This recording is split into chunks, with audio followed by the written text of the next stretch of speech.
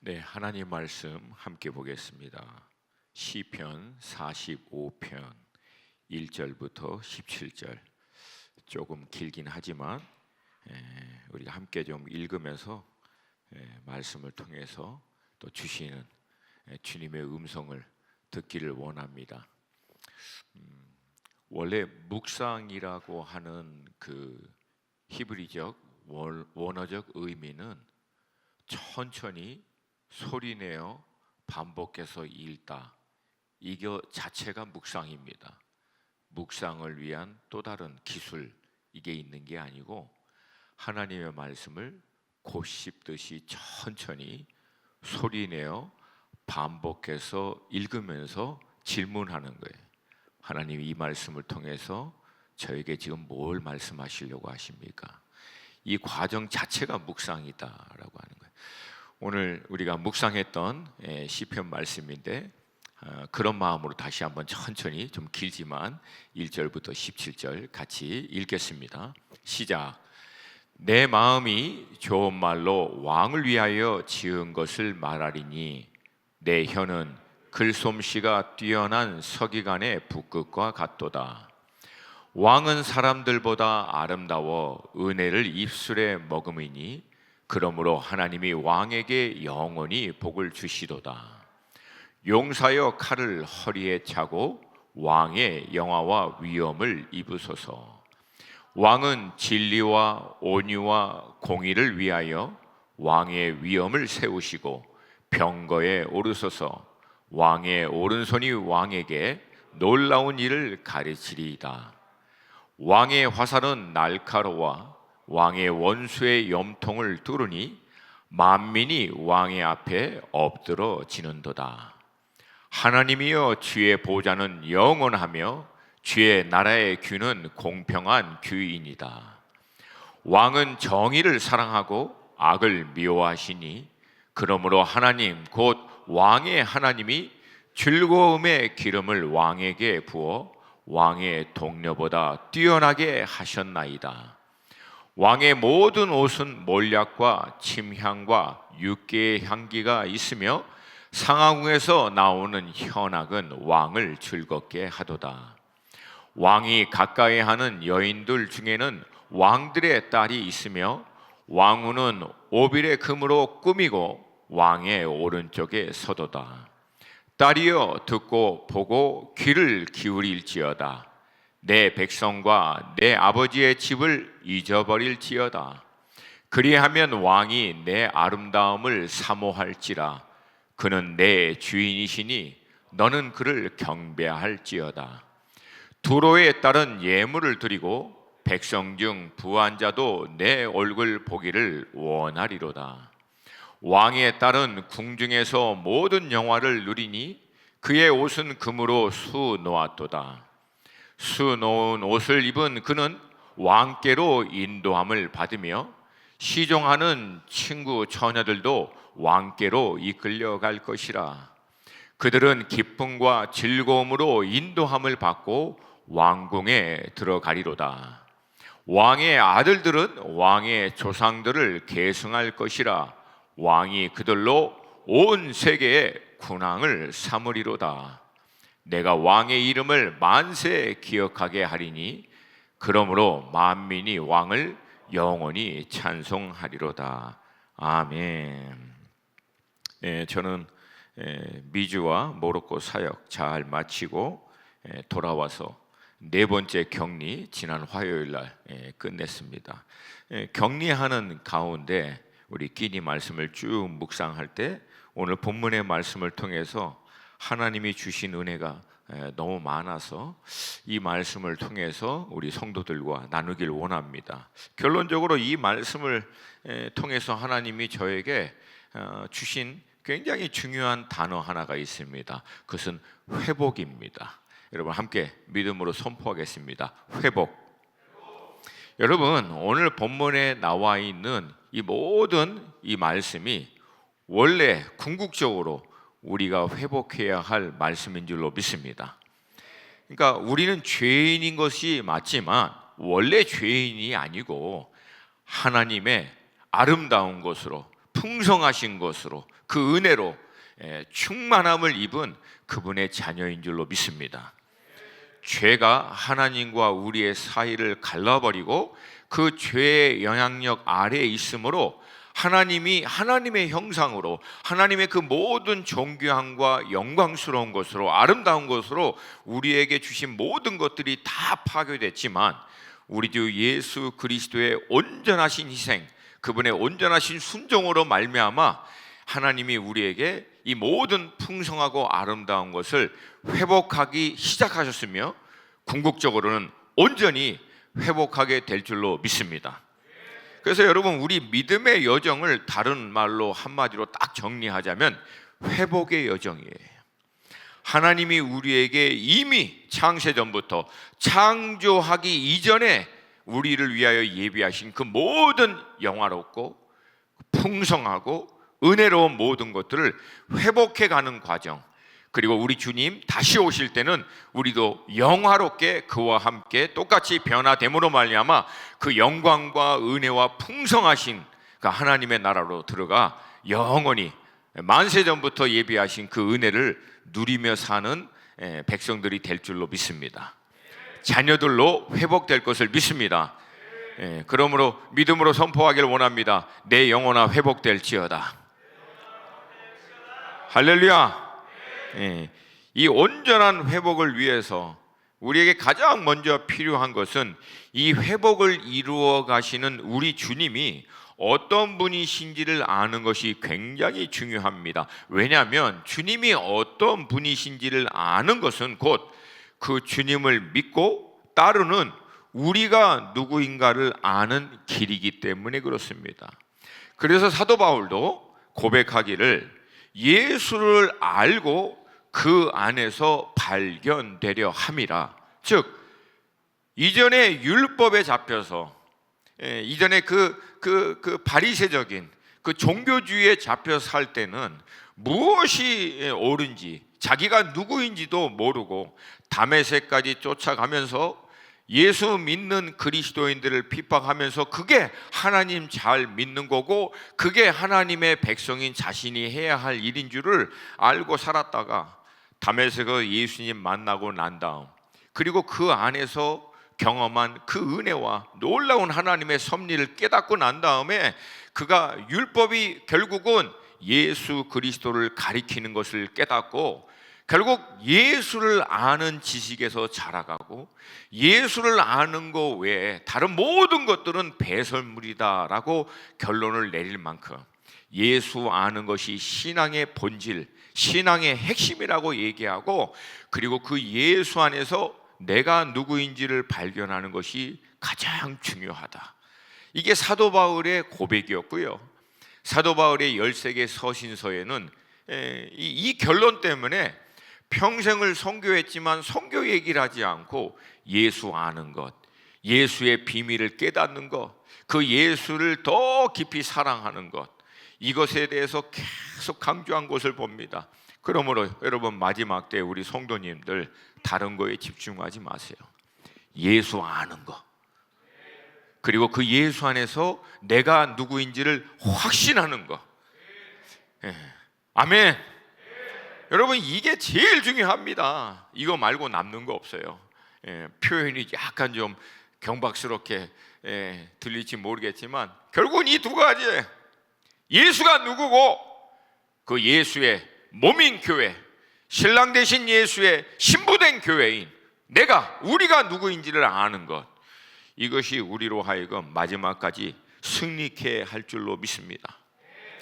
성경은 이 주님을 왕으로 또 신랑으로 표현하고 있고요, 말씀드린 대로 우리는 그분의 백성, 그리고 신랑 대신 그분의 몸인 교회를 신부라고 얘기하고 있습니다. 그리고 성경은 왕이시며 신랑이신 주님이 얼마나 충만한지, 얼마나 그 은혜와 영광이 풍성하신 분인지를 반복해서 설명하고 있어요. 반복해서 강조하고 있어요. 그러면 그 왕이신 신랑 되신 주님 안에 있는 신부된 교회, 그 왕의 자녀인 우리들 안에도 그 은혜와 그 영광과 그 풍성하신 그 모든 것들이 함께 있는 줄로 믿습니다. 믿습니다. 여러분, 신랑은 왕인데 신부가 하녀이겠습니까? 아니, 하녀였을지라도 신랑이 왕이 되면 하녀였던 신부가 뭘로 바뀝니까? 왕비로 바뀌는 거예요. 아멘입니까? 이전에 여러분과 저의 신분이, 저의 처지가 어떠하든 간에 상관없이 왕이신 예수님이 나의 신랑이시고 나의 주인이시면 우리의 모든 신분이 다 바뀐다는 거예요. 이전과 상관없이 바뀐다는 거예요. 그것이 이전 것이 지나가고 새 것이 되었도다, 이 말씀이라는 거예요. 할렐루야. 신랑은 영광과 존귀로 옷을 입었는데 신부는 당연히 영광과 존귀로 함께 옷을 입는 게 마땅하죠. 맞으시면 크게 하면. 아니, 신랑은 영광과 존귀로 모든 아름다운 거로 다 입었는데 신부는 누가 입었던 옷, 낡은 옷, 허름한 옷을 입히겠냐고요. 당연히 그 신랑에 걸맞는 신부여서 가장 아름답고 영광스럽고 존귀로운 것으로 입히게 될 줄로 믿습니다. 그런데 문제는 신부들이요, 이 옛날 신드롬, 왕이신 신랑 되신 주님을 만나기 이전에 자신의 연약하고 부족하고 정말 정말 누추한 그런 모습, 그 모습으로 신랑을 바라봐요. 자기 관점으로 신랑을 바라봐. 그래서 자신이 신랑의 수준으로 올라가는 게 아니라 신랑을 자신 수준으로 내려버리는 거예요. 안타깝게. 근데 여러분, 출발점이 잘못됐어요. 신랑이 어떠한 거에 따라 내 모습을 봐야 돼요. 이제는. 왜? 내가 그 왕이신 그분의 백성이고 신랑 되신 그분의 신부인 몸인 교회의 일부기 때문에. 아멘입니까?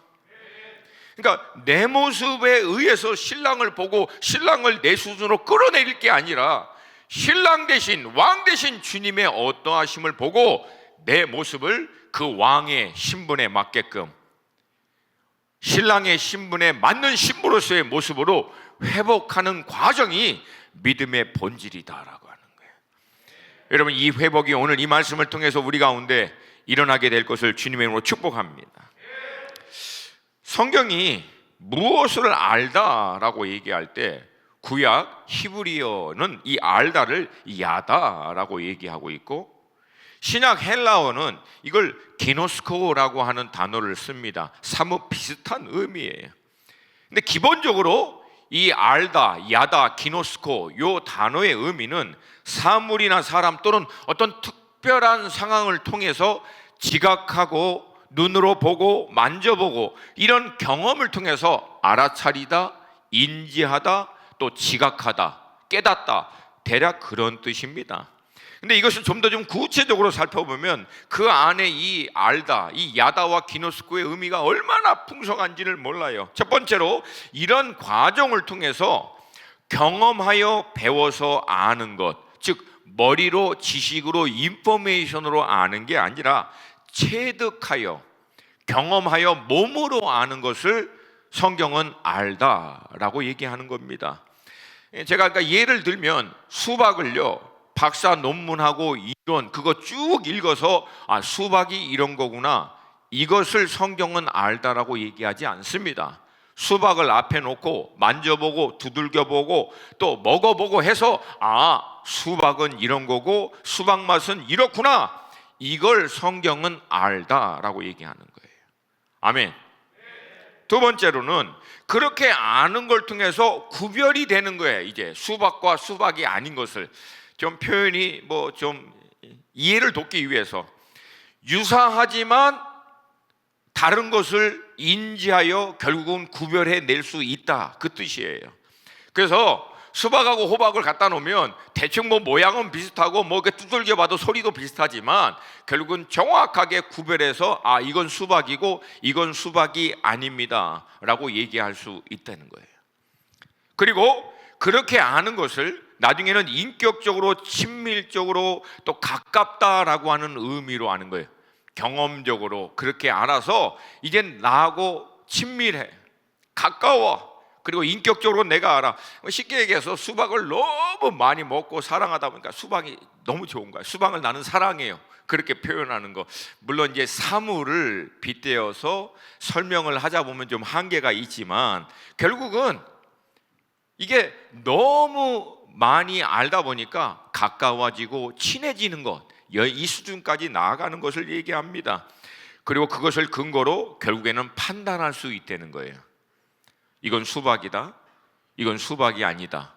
근데 수박인데도 수박의 맛을 잃어버렸을 때는 모양은 수박인데 이건 도저히 수박이라고 얘기할 수 없다. 여러분 그런 경우 있죠? 참외를 먹었는데 맛은 오이야. 이런 거하고 비슷해.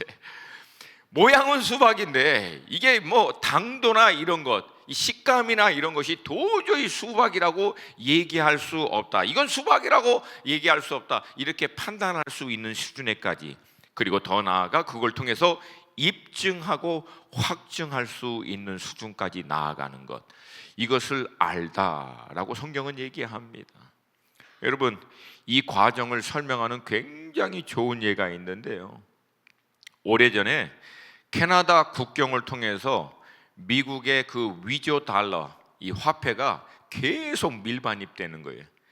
그래서 캐나다 국경을 지키고 있는 이 캐나다 정부가 너무 이것 때문에 골머리를, 왜? 모든 비난을 다 받으니까.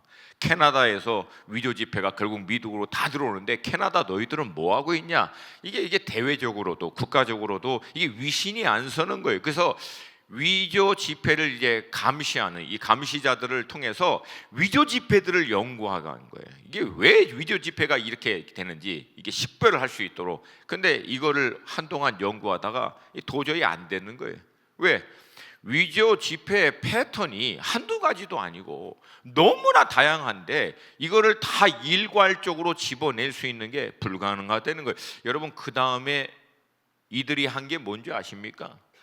그 위조 지폐 감시자들에게요, 진짜 화폐를 주고 30일 동안 사무실 안에 거의 가둬버린 거예요. 그리고 나서 30일 동안 진짜 화폐를 만져보고 냄새 맡아보고 빛에 비춰보고, 하여튼 뭐 그 무늬, 문양, 하여튼 종이 질, 하여튼 여러분 돈 하나 가지고 30일 동안 그거를 계속해서 보면은 뭘 못하겠습니까? 뭔들 다 해봤겠지. 근데 여러분 나중에는요 통보하지 않고 중간중간마다 가짜 돈을 줬어요. 근데 놀랍게도 감시자 전부가 계속해서 진짜 화폐를 만지고 난 다음에 가짜 위조 화폐를 딱 넣자마자 다 알아요. 만져보고 이건 아니네, 가짜네. 냄새, 이거 아니야, 잉크 냄새가 다르다, 종이 질이 다르다고, 비춰보니까 가짜. 여러분 그냥 다 찾아내는 거예요. 그래서 가방 안에 달러 들어오는 것들을 그냥 보면 알아, 만져보면. 이걸로 다 식별해낸 거예요. 여러분 이 예화는요 성경에서 알다라고 하는 의미를 어떻게 우리가 결국은 확신할 수 있는가를 가장 잘 설명해 주고 있는 사건입니다. 많은 시간을 함께 보내고 경험하고 인지하고 친밀하게 가깝게 느껴 나중에는 확연하게 구별하고 판단해 낼 수 있는, 그리고 입증할 수 있는 단계까지 이르는 것, 이것을 성경은 알다. 예수를 그렇게 아는 거예요. 예수님과 함께 시간을 보내고 먹고 그분을 느끼고 경험하고 체험하고 교통하고 교제하고 대화하고, 이 과정들을 통해서 예수 아닌 것을 너무나 쉽게 구별해 낼 수 있는 수준에까지 이르는 것, 여러분 이 돌파가 있기를 주님의 이름으로 축복합니다. 이 주님을 알아가는 과정을 위해서 성경이 우리에게 제시하고 있는 구체적인 믿음의 행위는, 첫 번째, 주야로 이 말씀을 묵상하라. 그리고 두 번째, 그 가운데 기록한 모든 것을 지켜 행하라 라고 권면하고 있습니다. 그 이유는 결국 이 성경의 말씀은 주님에 대한 말씀이기 때문에 그렇습니다. 요한복음 5장 39절, 예수님 스스로가 말씀이 본인 자신에 대한 기록이다라고 선포한 말씀이에요. 5장 39절 함께 읽습니다. 시작. 너희가 성경에서 영생을 얻는 줄 생각하고 성경을 연구하거니와 이 성경이 곧 내게 대하여 증언하는 것이니라. 물론 이 말씀은 신약 요한복음 말씀입니다. 근데 예수님이 이 말씀을 인용할 때는 여기서 얘기하는 성경은 신약이 아니라 구약의 말씀이에요. 즉 구약이 영생을 얻는 줄 생각하고 너희들이 이 구약을 연구하거니와, 이 연구하다, 묵상하다 그 뜻이에요. 이 성경이 곧, 이 구약이 곧 누구에 대한 말씀이다? 예수님 자신에 대해서 증언하는 말씀이다 라고 얘기하는 거예요. 그래서 이 말씀을 성경은 어떻게 하라? 주야로 묵상하고 그 가운데 기록한 대로 지켜 행하라 라고 얘기하는 거예요. 대표적으로 우리가 잘 알고 있는 여호수아 1장 8절 말씀입니다. 함께 읽습니다. 시작. 이 율법책을 내 입에서 떠나지 말게 하며 주야로 그것을 묵상하여 그 안에 기록된 대로 다 지켜 행하라. 그리하면 내 길이 평탄하게 될 것이라. 내가 형통하리라. 아멘. 여러분, 이 율법책을 어떻게 하라고? 떠나지 말게, 입에서 주야로 묵상하라. 여기서 이 묵상하라가 바로 하가, 거듭 반복해서 소리내어 읽는 행위를 얘기합니다. 이게 묵상이에요. 여러분, 우리 끼니 묵상할 때 목사님 묵상하는 방법을 잘 몰라요. 방법 몰라도 돼요. 물론 기본적인 성경에 대한 이해를 위해서 우리가 제자 훈련 과정을 통해서 공부하고 연구하는 게 물론 중요합니다. 근데 묵상의 원래 의미는 반복해서 소리내어 계속해서 읽는 거예요. 할렐루야, 할렐루야. 그러면 일반적으로 성경을 대하는 두 가지의 관점이 있어요. 결론적으로 이 가르침을 통해서 보면, 첫 번째는 성경 말씀을 이해할 때 가장 먼저 우리가 접근해야 되는 관점은 그 성경이 기록된 역사적 상황, 그리고 그 말씀을 먼저 1차적으로 받는 대상이 되는 그 당시에 있는 사람들의 관점에서 성경을 이해하는 것이 첫 번째 관점입니다. 따라오시죠?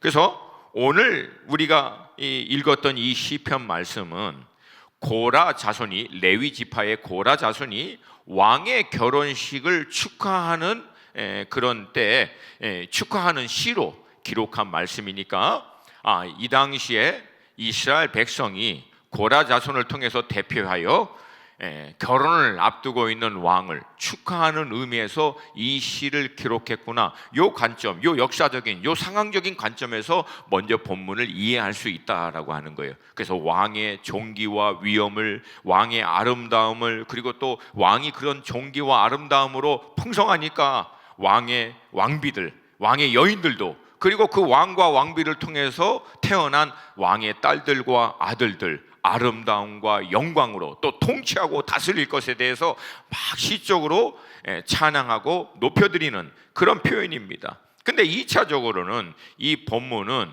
또한 누구에 대한 말씀이다? 누구에 대한 말씀이다? 금요일부터 약간 좀 그러네. 다시, 이게 누구에 대한 말씀이다? 예수님에 대한 말씀이라는 거예요. 그래서 여러분, 모든 성경이 다 그렇지는 않지만 여러분 묵상할 때 가장 중요한 것 중에 하나는 예수님을 그 본문 안에서 발견하는 거예요. 할렐루야.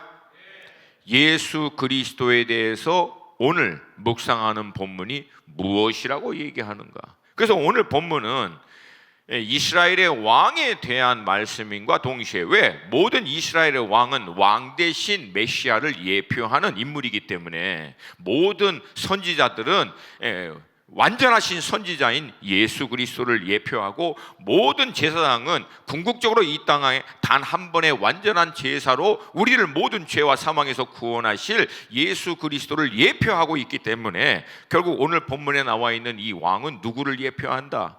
예수 그리스도, 영광의 왕으로 이 땅에 오실 메시아, 또 다시 오실 메시아에 대한 예표로 볼 수 있다는 거예요.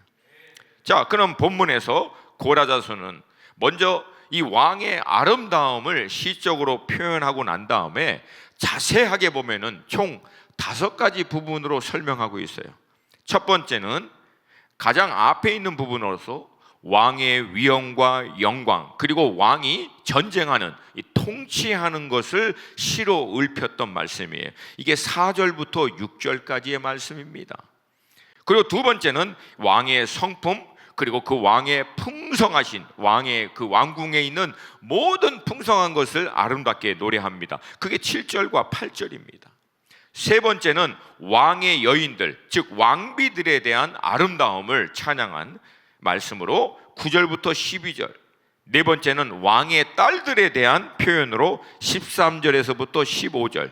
그리고 마지막 5번째는 왕의 아들들에 대한 기록으로 16절 말씀이고요, 17절 말씀으로 시편을 매듭짓습니다. 여기서 이제 한 가지씩 우리가 좀 살펴보기를 원합니다. 가장 먼저 4절부터 6절까지 왕의 위엄과 왕의 통치에 대한 말씀입니다. 4절과 5절을 먼저 한번 좀 읽겠습니다. 4절, 5절 말씀 한 번만 더 읽을게요. 시작. 왕은 진리와 온유와 공의를 위하여 왕의 위엄을 세우시고 병거에 오르소서. 왕의 오른손이 왕에게 놀라운 일을 가르치리이다. 왕의 화살은 날카로워 왕의 원수의 염통을 뚫으니 만민이 왕의 앞에 엎드러진도다. 오늘 이 말씀을 예수 그리스도의 관점에서 볼 때 왕 대신 예수 그리스도께서 진리와 온유와 공의를 위하여 병거에 오르시고 원수와 싸워 통치하심을 나타내고 있습니다. 왜? 진리와 온유와 공의를 위해서 싸우십니까? 당연하죠. 예수님이 진리시며 온유하신 분이시며 공의로우신 분이시기 때문에 이 예수님의 이 온전하심을 회복하기 위하여 스스로 일어나서 싸우신다는 거예요. 할렐루야, 할렐루야.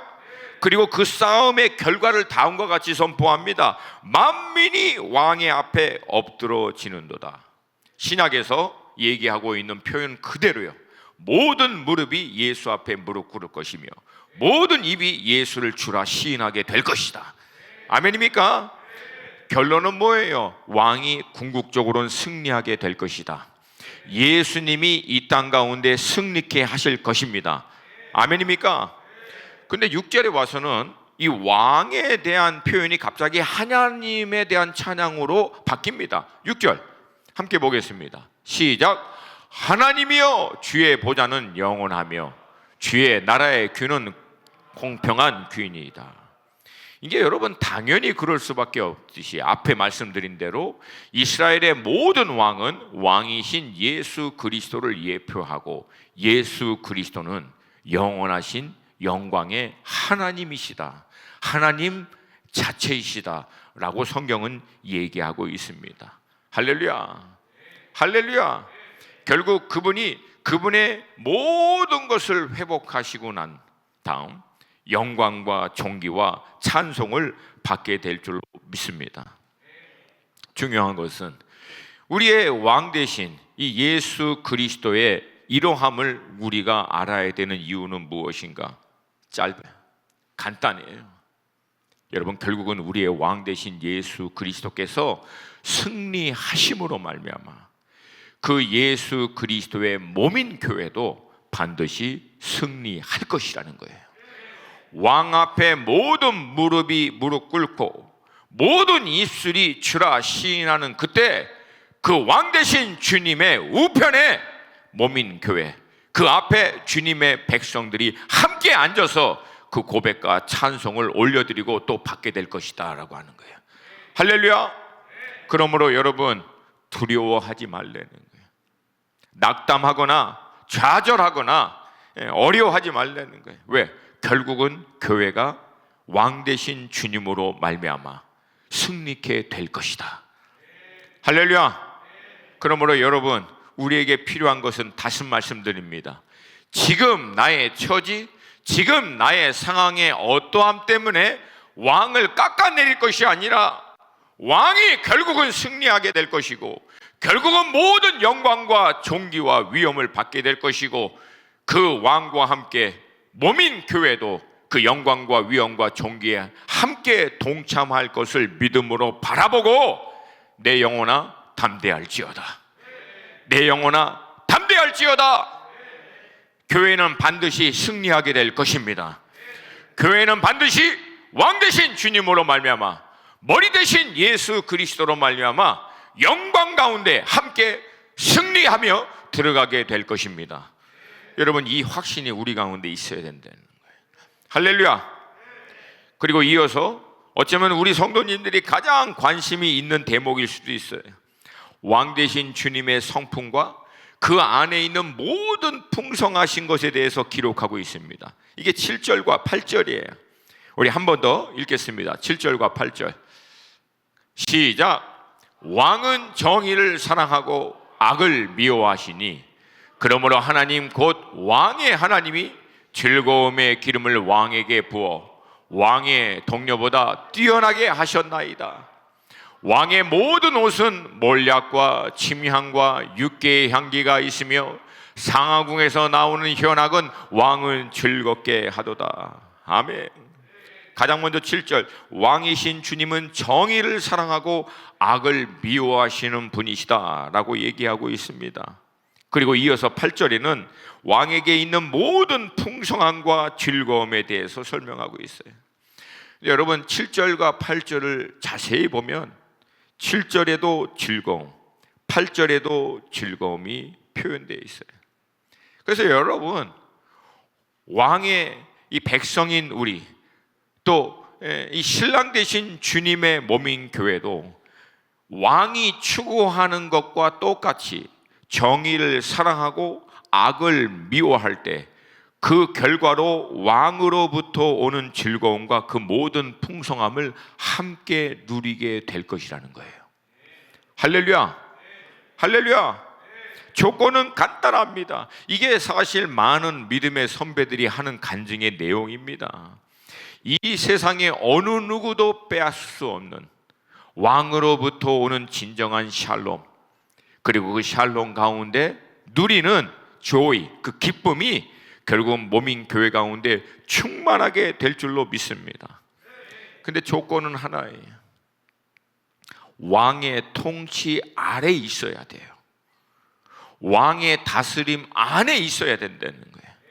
그러니까 여러분, 우리 자신이 하나님의 완전하신 통치와 다스림 가운데 있다라고 하는 사인, 그 열매가 무엇인가? 그것은 여러분 샬롬, 평강입니다.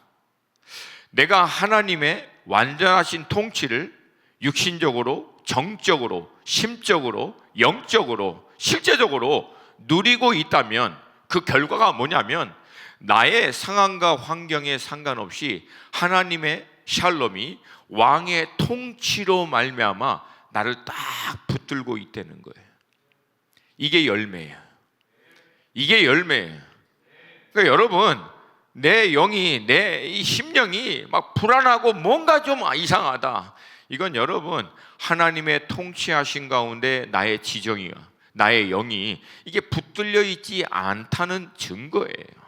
여러분, 이럴 때마다 우리는 왕 되신 주님, 우리의 신랑 되신 주님 앞에 나아가 입술로 믿음으로 고백하며 구하여야 돼요. 주님, 나를 완전히 통치하여 주시옵소서. 왕 되신 주님이 내 영을, 나의 인격을, 내 심령을, 내 삶을 다스리고 통치하여 인도하여 주시옵소서. 내 영혼아, 왕의 통치 가운데 들어갈지어다. 왕의 통치에 순복할지어다. 믿음으로 선포하는 거예요. 믿음으로 구하는 거예요. 그러면 어느 때에 상황과 환경에 상관없이, 나의 어떠함에 상관없이 하늘 위에서부터 왕 되신 주님의 통치가 실제적으로 임함으로 말미암은 샬롬이 내 마음을 딱 붙들어 주는 거예요. 그리고 그 샬롬의 열매는 조입니다. 기쁨이에요. 이 세상에 어느 누구도 이해할 수 없는 상황과 환경의 조건이 맞아서 오는 세상에 어떤 쾌락, 즐거움하고는 비교할 수 없는 상황과 환경에 상관없이 안에서부터 샘솟듯 터져나는 이 기쁨의 영이 우리를 완전히 다스릴 때 세상이 이해할 수 없는 그 은혜 가운데로 들어가게 되는 거예요. 할렐루야, 할렐루야. 그래서 여러분, 왕을 알아야 돼요. 주님을 알아야 합니다. 그리고 주님의 통치 가운데 있어야 합니다. 다스림 가운데 머물러야 합니다. 주님의 인도하심을 따라가야 해요. 그때 우리는 마지막 때가 가까우면 가까울수록 세상의 모든 난리와 환난, 어려운 가운데서도 주님의 그 은혜 가운데 샬롬과 조의를 넉넉히 누리며 이겨내게 될 줄로 믿습니다. 할렐루야. 제 안에는 이 소망이 있어요. 제가 마지막 때에 갖고 있었던 마음의 어떤 부담들, 이게 여러분 작년 말부로 완전히 다 날아갔어요. 아니다. 마지막 때 물론 환난이 있고 고통이 있고 어려움과 위기, 이것은 계속해서 일어날 것이다. 그리고 증폭될 거예요. 그걸 여러분 인간적인 우리의 힘으로 어떻게 다 이겨냅니까? 불가능합니다. 근데 제가 발견한 성경에 나와 있는 비밀은 뭐예요? 그런 환난과 위기와 어려움만큼이나 강력한 하나님의 은혜, 성령의 역사가 동일하게 준비된 신부와 같은 몸인 교회 가운데 임할 것이라는 거예요. 할렐루야! 주님의 완전하신 통치 가운데 머물러 있는 교회와 그 교회의 지체가 되는 우리 한 사람 한 사람에게 이 샬롬과 조이가 강권적으로 우리를 인도하게 될 줄로 믿습니다. 이어서 저자는 왕의 여인들, 즉 왕후에 대해서 기록하고 있습니다. 구체적으로 하나하나 다 설명할 필요가 없어요. 이 내용 전체가 뭘 얘기합니까?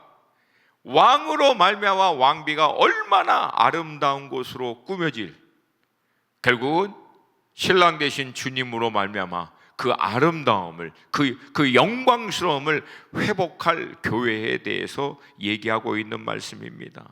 여러분, 이게 우리의 궁극적인 모습이에요. 이게 그 믿음의 바라봄의 원칙인데, 이제 거울 볼 때마다 우리 자신의 모습을 보잖아요. 볼 때마다 여러분 어떻게 보세요?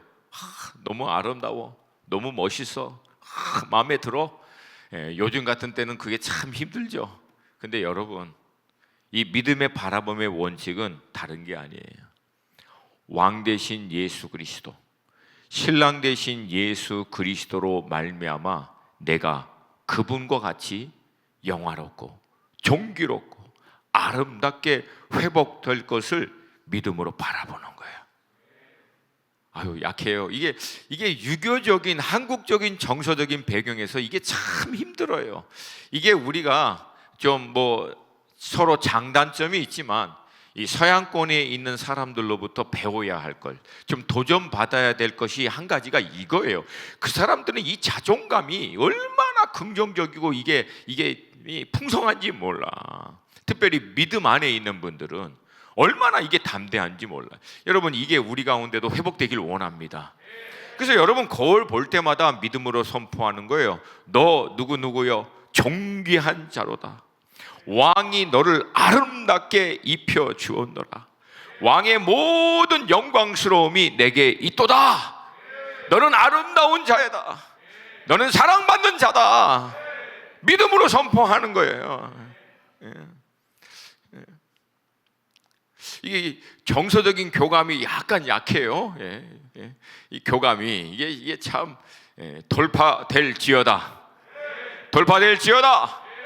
여러분, 그래서 막 나를 자꾸만 끌어내리려고 하는 감정, 그런 생각의 미묘함, 이것이 있을 때마다 그냥 여러분 화장실 문 닫아버리고 그냥 하여튼 물 확 그냥 소리나게 틀어놓고 큰 소리로 외치는 거야. 너 윤성철아, 너는 존귀한 자다. 왕이 너를 아름답게 영광스럽게 입혔도다. 왕이 너를 기뻐하도다. 너는 왕의 사랑을 받는 자다. 선포하는 거예요. 할렐루야. 언제까지? 될 때까지. 이게 될 때까지 내가 화장실에서 안 나간다 작심하시고 들어가셔서 한번 하는 거예요. 이렇게 교감이 안 되지? 이렇게 교감이 잘, 예? 마스크에 가려서 그런가? 예, 예. 여러분, 이거 정말 중요해요. 여기는 자기의 그 자존감이 건강한 사람은요, 외부와 환경의 어떠함에 안 흔들립니다. 그리고 자존심에 대해서 목숨 안 걸어요. 왜? 자존감이 너무 넉넉하고 건강해서. 근데 이게 반대가 돼서 자존감은 낮은데 자존심만 세. 삶이 힘들어요. 삶 자체가 전투입니다. 전투. 그리고 모든 것에서 인정받고 입증하려고 혈안이 될 수밖에 없어요. 피곤해져요, 그러면. 그런데 여러분, 우리의 이 존재의 의미, 이 자존감이 회복되는 유일한 방법은 왕 대신 주님 바라보는 거예요. 신랑 대신 주님 바라보는 거야. 그리고 내가 신부인 것을 확신하는 거야. 내가 그 왕의 여인인 왕비인 것을 확신하는 거예요. 그리고 스스로 믿음으로 선포하는 겁니다. 할렐루야. 근데 여기서 오늘 말씀은 우리에게 이러한 온전함을 회복하기 위한 한 가지 조건을 강조하고 있습니다. 이게 10절 말씀이에요. 10절 말씀. 함께 읽습니다. 10절 말씀 시작. 딸이여, 보고 내 백성과 내 아버지의 집을 잊어버릴지어다.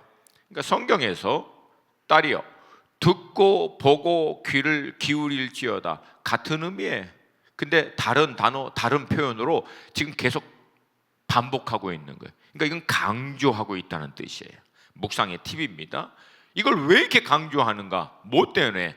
뒷부분 때문에 내 백성과 내 아버지의 집을 잊어버릴지어다.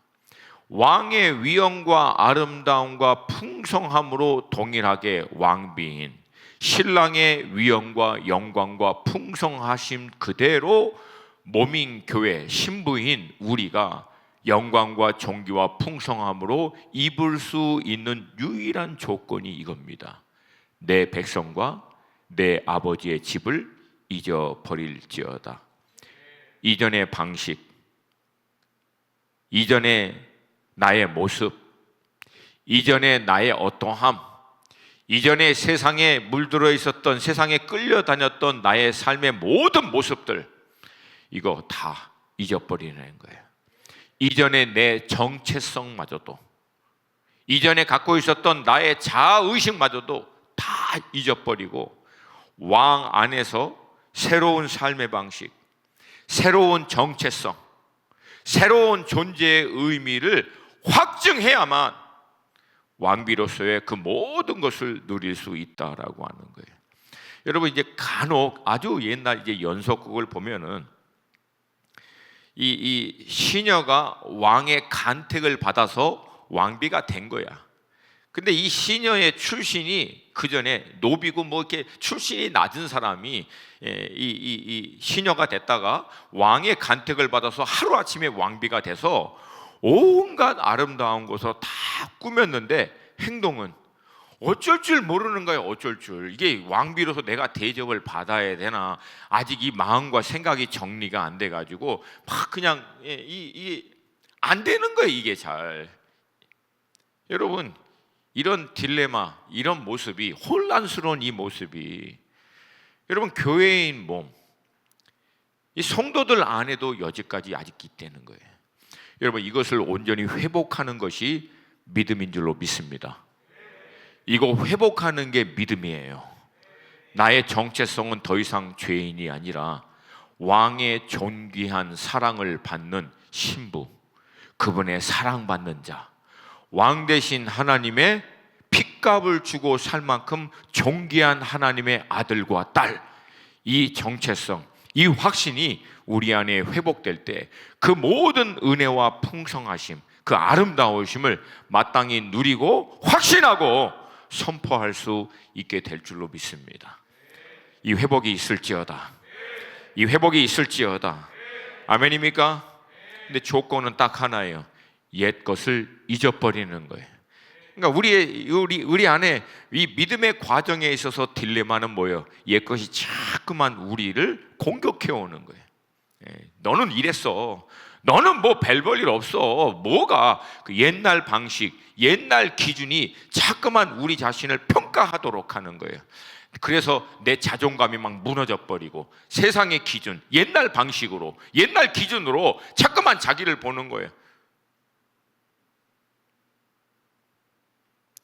존재가 바뀌었으면, 정체성 자체가 바뀌었으면 옛날 방식과 기준은 더 이상 나한테 아무 의미가 없어요.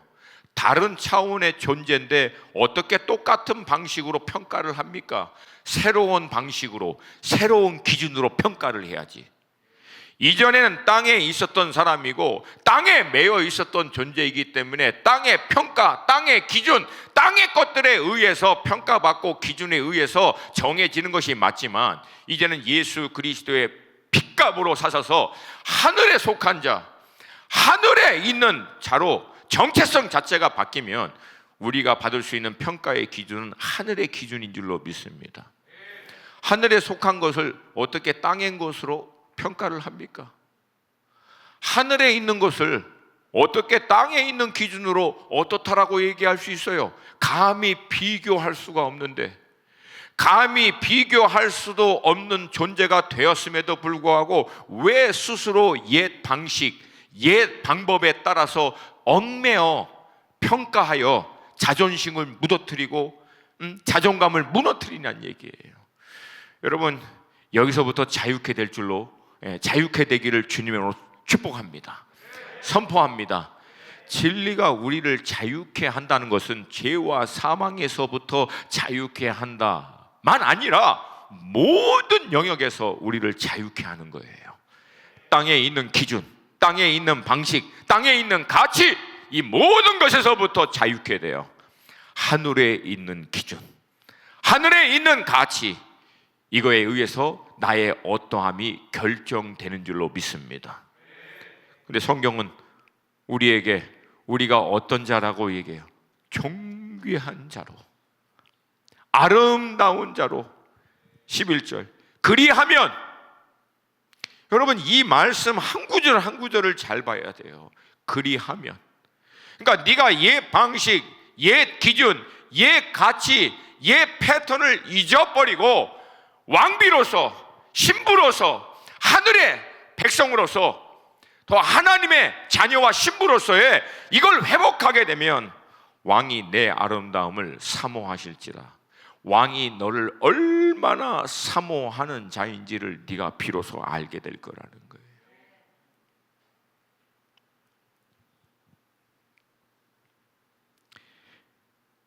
저는 이것이 마지막 때에 맞이하는 우리 교회가 준비해야 할 여러 가지 중에서 굉장히 중요한 회복이라고 믿습니다.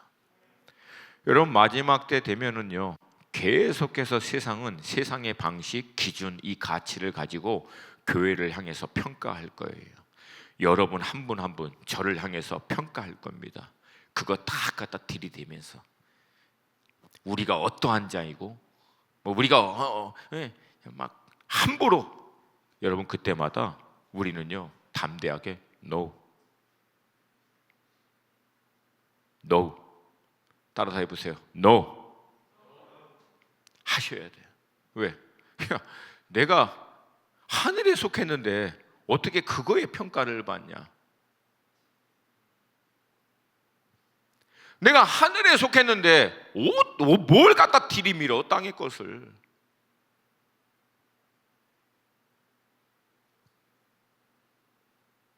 하늘의 영광의 하나님, 그분의 백성인데 어떻게 땅에 있는 백성들의 기준으로 하늘에 있는 것을 평가를 해? 감히. No, 멈춰 하는 거예요. 나는 그렇게 평가받을 수 없다 선포하시는 거예요. 그리고 자유하세요. 자유하세요. 자유하십시오. 그리고 그 땅에 있는 거 결국은 다 없어져요. 다 없어져. 그리고 하늘에 있는 것만 영원히 남게 될 줄로 믿습니다. 할렐루야, 할렐루야. 그리고 이어서 왕의 딸들에 대한 말씀입니다. 그리고 왕의 아들들에 대한, 이것은 왕 되신 주님의 자녀인 우리로 볼 수도 있고요, 신랑 되신 주님과 신부된 교회를 통해서 태어나는 영적 자녀들에 대해서 얘기하는 것으로 봐도 무관합니다. 뭐 둘 중에 어느 것으로 봐도 상관은 없어요. 이해하시겠죠? 무슨 말씀이신지. 자, 가장 먼저 딸들, 구체적으로 얘기할 필요도 없어. 영화를 누릴 것이고 아름다움으로 입힐 것이고 왕께로 이끌림을 받을 것이고 결국은 어디로? 인도함을 받아 왕궁에 들어가리로다. 할렐루야. 할렐루야. 왜? 딸이니까 아버지 집에 들어갈 수 있어 없어? 못 들어가나? 우리 새벽에는 우리 집 들어올 때 뭐 퍼미션 받고 들어옵니까? 아니면 그냥 들어옵니까? 너무 상식적이어서 그래도 반응을 해주세요. 그래야 제가 다음 단계로 나가니까.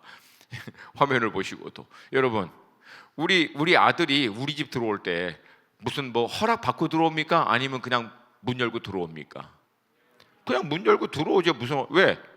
이유는 걔가 뭐 어마어마한 일을 하고 막 가치가 있고 뭘 잘하고 그래서 들어옵니까? 아니면 이유는 간단해요.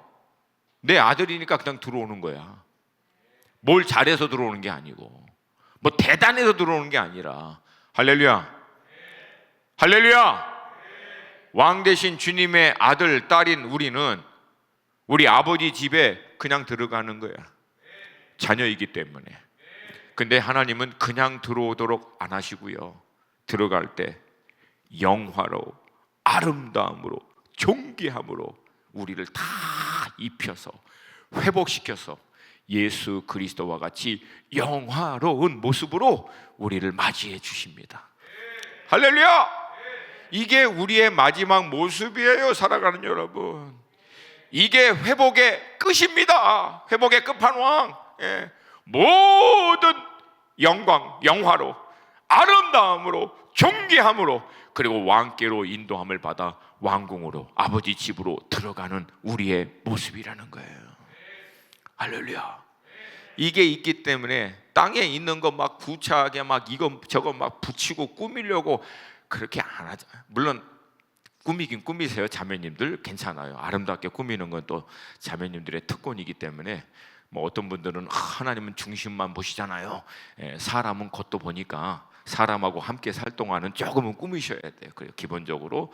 하여튼 어찌됐든 결론적으로 모든 영화, 아름다움, 이것으로 우리가 있고 아버지 집으로 들어가는 거예요. 그때 못 들어가는 사람은 그 들어가는 거 보면서 어떻게 해요? 성경은 뭐라고 해요? 이를 갈면서 어두운 데서 슬피 울을 것이라는 거예요.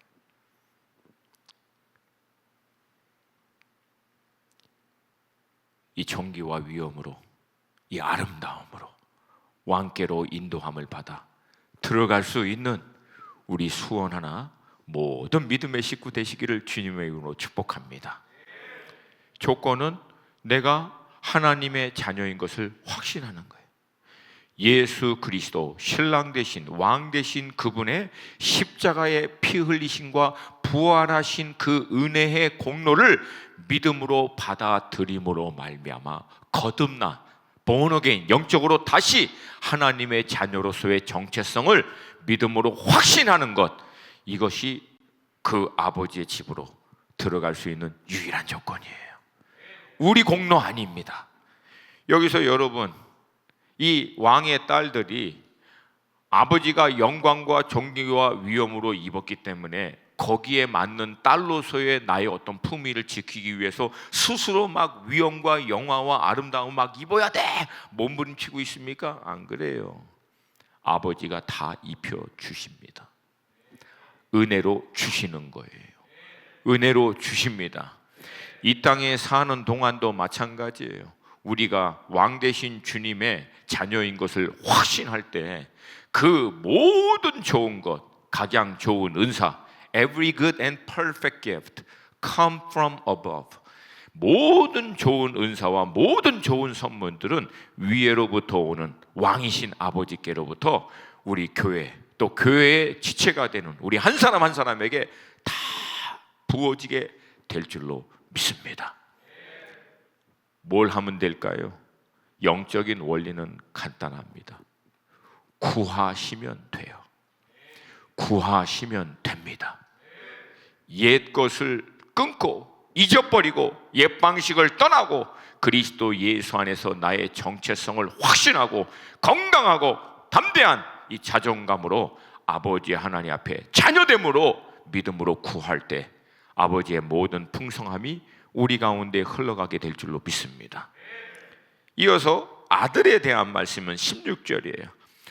왕의 아들들은 왕의 조상들을 계승할 것이라 왕이 그들로 온 세계의 군왕을 삼으리로다. 즉 왕 대신 주님과 함께 우리 모두도 함께 통치하고 다스릴 것에 대해서 얘기합니다. 할렐루야. 여러분과 저는 왕 대신 우리 주님과 함께 영원토록 만세토록 통치하고 다스리는 자녀된 권세를 누리게 될 줄로 믿습니다. 이 땅에서부터 왜? 자녀됨의 권세를 이미 주셨잖아요.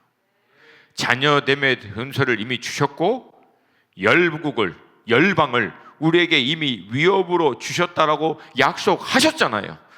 하늘과 땅의 모든 권세를 아버지께서 내게로 주셨으니 그러므로 너희는 가서 모든 족속으로 제자를 삼아. 뭐예요? 예수 그리스도와 우리가 연결되어 있기 때문에 예수 그리스도가 받은 모든 권위, 위엄 그것을 우리에게 동일하게 흘러가게 하시겠다는 말씀이에요. 할렐루야. 할렐루야. 이 담대함으로 다스리고 통치하시는 여러분과 제가 되기를 주님의 이름으로 축복합니다. 오늘 이 본문을 통해서 제 안에는 우리 가운데 정말 필요한 것은 왕 되신 주님을 알고 신랑 되신 주님을 온전히 알아 그 안에 있는 우리를 향한 하나님의 그 풍성하심을 그 존재의 의미를 확신하는 것이 마지막 때를 준비하는 데 있어서 가장 중요하다. 이것으로 무장되어질 때 세상이 어떤 것들을 갖다 뒤밀고 교회를 평가하려고 하고 우리에 대해서 뭐라고 얘기하려고 할 때도 담대하게 NO! 얘기하며 자유케 될 줄로 믿습니다. 할렐루야. 우리 찬양팀 나오시길 바랍니다. 말씀을 좀 마치려고 합니다.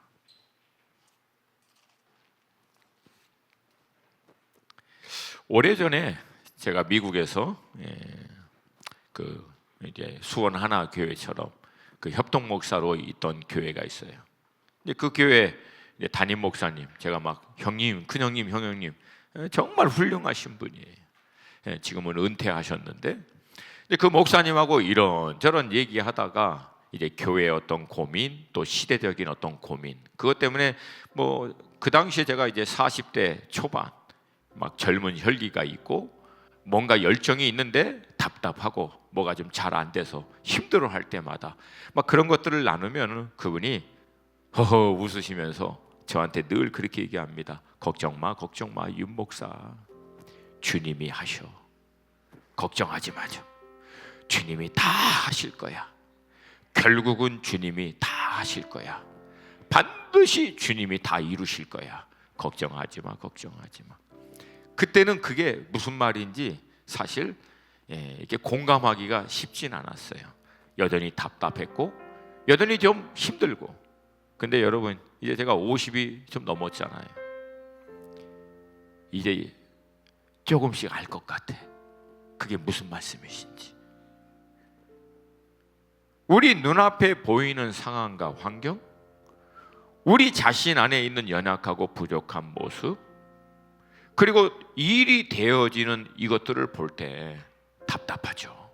안타깝죠. 그 때로는 화가 나고 막 그런 게 있는데 여러분 이분은 평생을 그렇게 주님과 살아오면서 뭐가 확신이 딱 있었냐면 주님이 어떤 분이신지를, 그리고 주님이 어떤 일들을 감당해낼 수 있는 분이신지에 대한 것이 너무나 분명한 거예요. 이게 너무나 확실한 거예요. 그래서 비록 눈앞에 펼쳐져 있는, 직면하고 있는 상황과 환경, 자신 안에 있는 한계와 연약함, 부족함, 이 모든 것이 있음에도 불구하고 왕이신 주님이 정말 나의 주님 맞고 그분이 나의 신랑이 맞다면 Don't worry! 걱정하지 마. 내가 그 주님의 인도하신 가운데, 통치하신 가운데 그분이 내게 주신 그 정체성,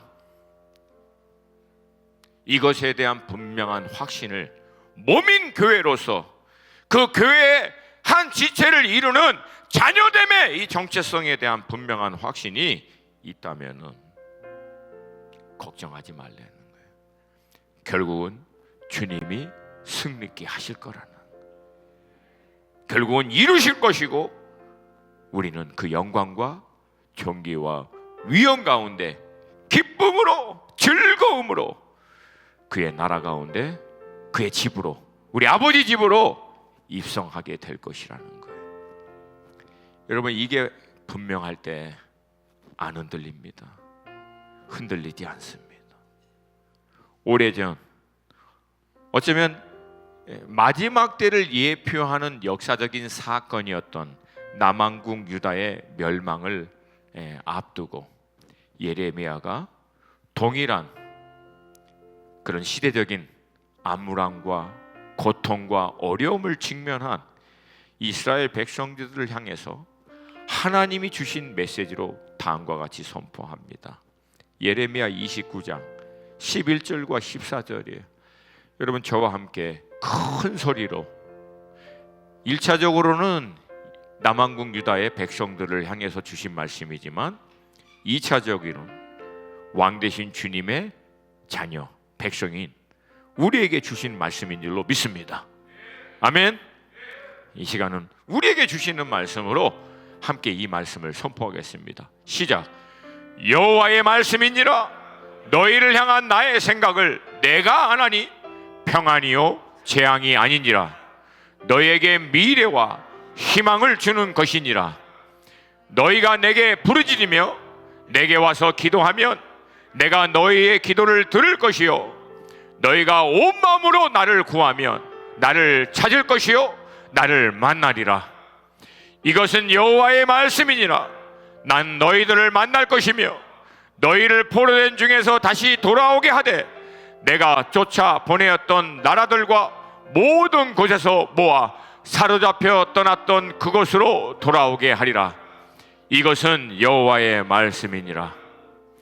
여호와의 말씀이니라. 여호와의 말씀이니라. 여호와의 말씀이니라. 계속 반복해서 강조하고 있어요. 이건 뭐예요? 내가 한 말이다. 내가 한 말이다. 내가 이 말대로 반드시 행할 것이다. 이 말대로 행하는지 안 하는지 너희들이 결국은 다 보게 될 것이다. 근데 여러분, 이 약속의 말씀이 우리 것이 될 수 있는, 실제가 될 수 있는 키로 이 말씀에서도 무엇을 강조합니까? 구하라는 거예요. 구하라고 하는 거예요. 구하라고 하는 거예요. 하나님, 나의 눈을 열어 왕 되신 주님의 영광과 존귀와 위엄과 풍성하심을 보게 하여 주시옵소서. 그리고 사도 바울의 고백과 같이 나의 그 눈을 열어 또 주께서 몸인 교회에게 허락하신 그 놀라운 영광과 위엄과 풍성하심을 또한 보게 하여 주시옵소서. 이 시간 제가 좀 감동으로 떠오르는 구절, 우리 같이 좀 랜덤하긴 하지만 좀 봤으면 좋겠어요. 에베소 말씀이에요. 사도 바울이 당시의 몸인 교회에게 중보하며 선포했던 말씀이에요. 에베소서. 이 시간 좀 그 말씀이 떠오르네. 하나님이 우리에게 주시는 말씀이라고 믿습니다. 에베소서 1장 17절에서부터 19절. 1장 17절에서 19절 말씀. 혹시 준비되나요? 오케이. 우리 17절부터 19절 같이 믿음으로 좀 선포하면서 읽었으면 좋겠어요. 여러분, 이렇게 믿음으로 읽고 선포할 때 내 것으로 취하세요. 내 것으로 취하세요. 여러분, 좀 괜찮으시면 있는 자리에서 다 좀 일어나셨어. 비록 화면이지만 괜찮아요. 우리 그 자리에서 일어나서 믿음으로 선포하면서 이 말씀 같이 읽겠습니다. 시작. 우리 주 예수 그리스도의 하나님, 영광의 아버지께서 지혜와 계시의 영을 너희에게 주사 하나님을 알게 하시고 너의 마음의 눈을 밝히사 그의 부르심의 소망이 무엇이며 성도 안에서 그 기업의 영광의 풍성함이 무엇이며 그의 힘의 위력으로 역사하심을 따라 믿는 우리에게 베푸신 능력의 지극히 크심이 어떠한 것을 너희로 알게 하시기를 구하노라. 아멘. 하나님, 우리 눈을 열어주시옵소서. 우리의 마음의 눈을 열어주시옵소서. 영의 눈을 열어주시옵소서. 하나님이 어떤 분이신지 알게 하여 주시옵소서. 우리를 향하여 주신 하나님의 그 놀라운 그 은혜와 풍성하심과 능력과 역사하심이 얼마나 큰 것인 것을 보게 하여 주시옵시고 확신케 하여 주시옵소서. 우리 이 기도의 제목으로 주님의 이름 한번 부르고 짧지만 우리 간절히 2, 3분 기도하며 나아가겠습니다. 주여!